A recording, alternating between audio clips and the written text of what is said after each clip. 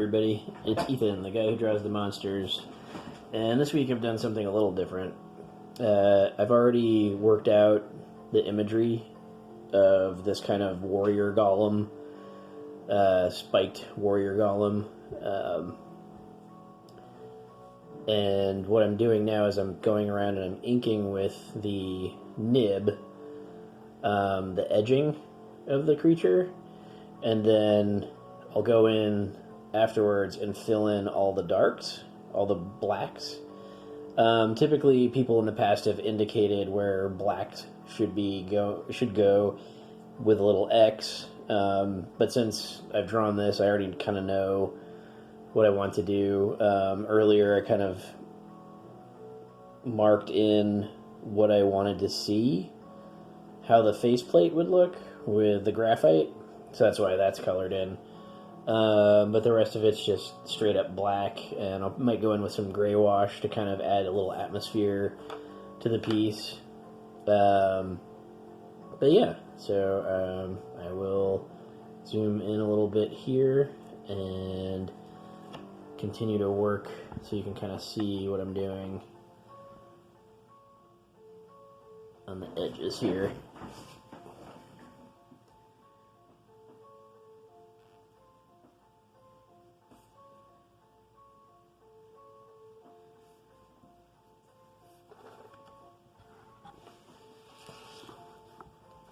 And sometimes I move the paper around so that I can get a better line, since you typically only go one direction with the nib.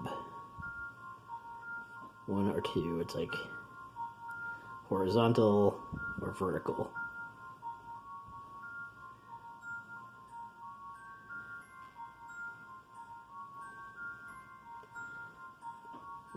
Moving the paper around also ensures that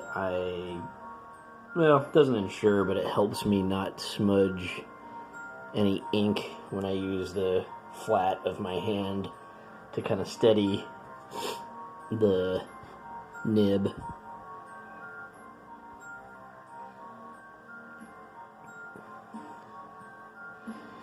The reason I use a nib and not just a straight up pen sometimes for this is because the nib will allow me some extra line weight, and it just kind of pops the image and makes it more three-dimensional.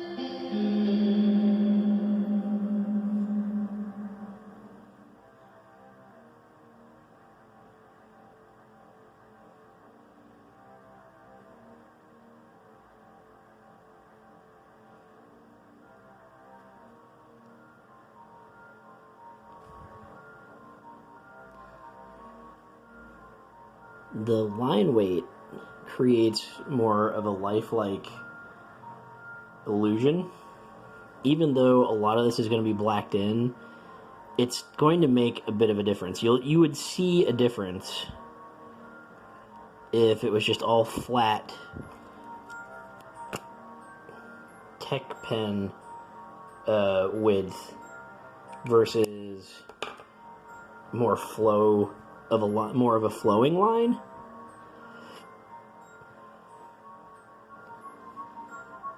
You're enabling yourself to create more value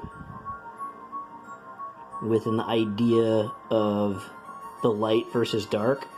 So if the light is coming from this direction, my thicker line weights are going to be on the opposite direction of the armor. And it's going to be a little bit lighter over here. So it gives you that capability. I mean, you can do that with pens. To me, it just seems like a lot more work. It's quicker to do it with pens, no doubt. But ultimately, the image isn't going to look... I don't know. I think the image isn't going to look as good if it's just inked in pen.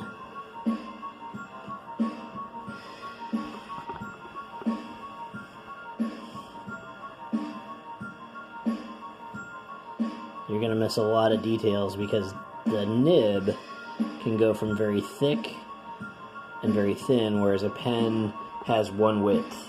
And you have to have a bunch of different pen widths, which I do. And I do use pens for some stuff. But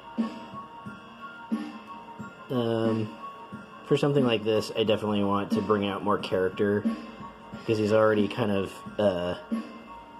black and white. So there's already a lot of contrast. So I want to create a little bit more life within that contrast. If that makes any sense. Hopefully it does.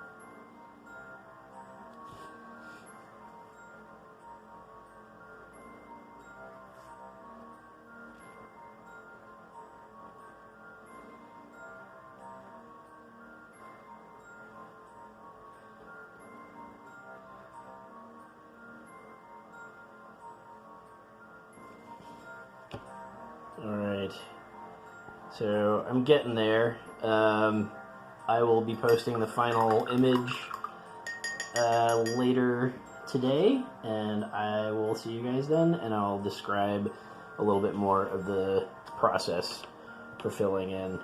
I hope you guys have a great week, and we'll see you soon.